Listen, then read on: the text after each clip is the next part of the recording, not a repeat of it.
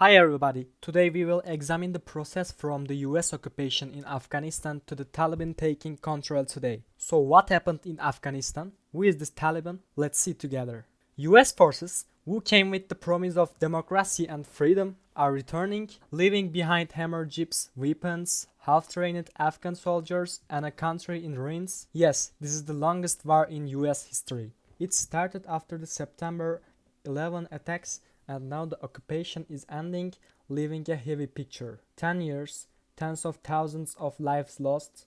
This is actually not the first time Afghanistan has been invaded. In 1979, the Soviet Union also tried. He intervened in the country to support the communist rule in Afghanistan. America, at the other pole of the Cold War, was supporting the Mujahideen who fought against the Soviets at that time. The Soviets intervened at the invitation of the then government to ensure stability. Soviet-Afghan relations were not bad, but after the 1973 coup that destroyed the kingdom, a pro-Soviet foreign policy was adopted. On the other hand, a proxy war took shape in which Islamist groups came to the fore. Especially Pakistan was also involved in this business. In 1978, when the communists seized power with the April Revolution, the Mujahideen rebellion grew even more. Its rationale was radical reforms and repression. Soviet intervention was both to suppress the Mujahideen and to design power. Babla Karmal was replaced by Hafizullah Emin. The Soviets had to withdraw after 10 years of war.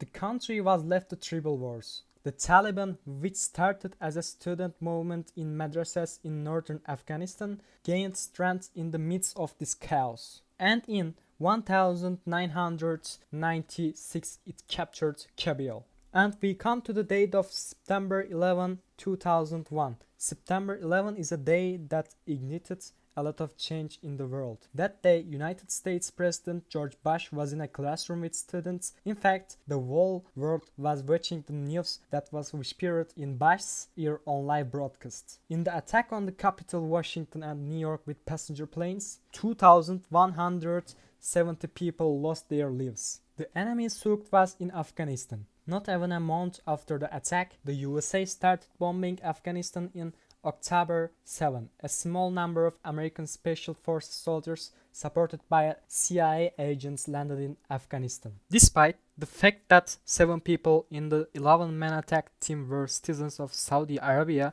instead of punishing the US ally Saudis, they targeted Afghanistan. The obvious reason for this was that Al-Qaeda camps were in Afghanistan. The US held Al-Qaeda responsible for the attack and asked the Taliban to hand over Osama bin Laden to him. If the Taliban refuses to do so and presents solid evidence to the United States, he stated that Laden could be tried in Sharia courts. It was a showdown. However, this invasion was very compatible with the USA's plan to increase its effectiveness in Asia. The USA included 11 more countries as a combat force in the occupation movement. Later, 34 more countries sided with the United States with the decision of the United Nations Security Council. The coalition was growing. China, Russia, and Iran also supported the invasion of Afghanistan. Since 2006, the operation has been brought under the umbrella of NATO. The Bond Conference was held in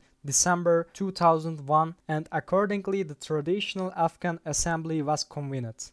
A transitional government was formed under the chairmanship of Hamid Karzai. While Karzai assumed the lead of head of state in 2004, he remained in office until 2009 when he was elected. But it didn't seem possible to unite the country around a political cause. More, the monopoly of the warlords could not be broken. Jihadists, drug lords, and tribal chiefs were fomenting the ethnic faults, fueling the fire with each passing day. Corruption and incompetence had wiped out his credit in his new US-backed administration. In such an environment, it was not possible for the country to unite around a cause. On May 2, 2003, George Bush announced that they had ended the operation in Afghanistan. The Bush administration was preparing to invade Iraq. They shifted the focus of foreign interventions to Iraq. In the process, the Taliban was getting stronger again. The invaders continued to deploy soldiers to the country. By 2009, the number of foreign forces had reached 150,000. 100,000 of them were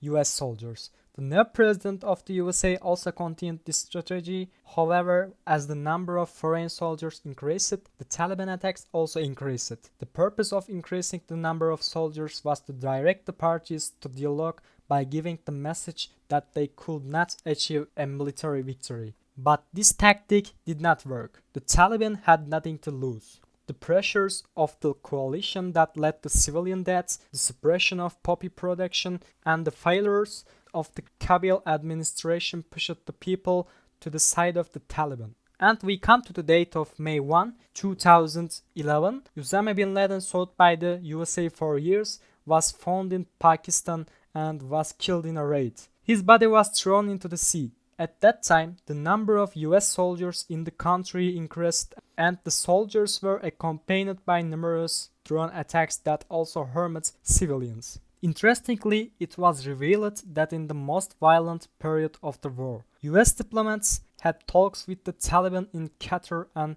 Germany, but the Obama administration's attempts to get the Afghan government in contact with the Taliban were unsuccessful. However, the actual war was officially ended in 2014. Responsibility was left to Afghan force. NATO force continued to exist. According to US administration, in January 2019, Afghan government ruled 53.8% of the country, while control of 33.9% of the land became controversial, and the ratio of the areas in the hands of the Taliban increased to 12.3% in this environment. The Trump administration sat down with the Taliban with the promise of ending the endless wars. Trump was trying to come to an agreement with the Taliban. The most serious talks between the two sides were held, Doha talks. President Joe Biden, who was elected in November, announced that all troops would be withdrawn by the anniversary of the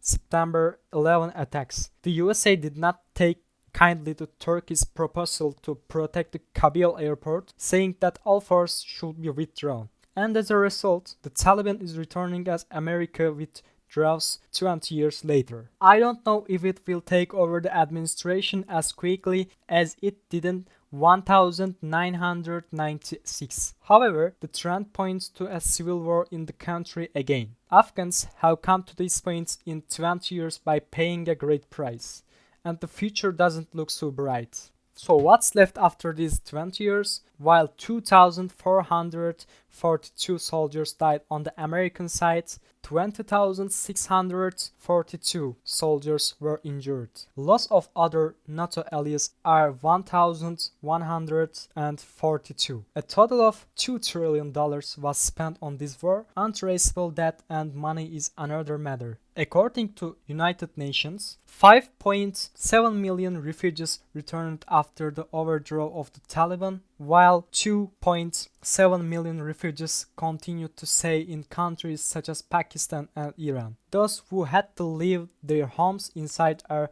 still far from their homes.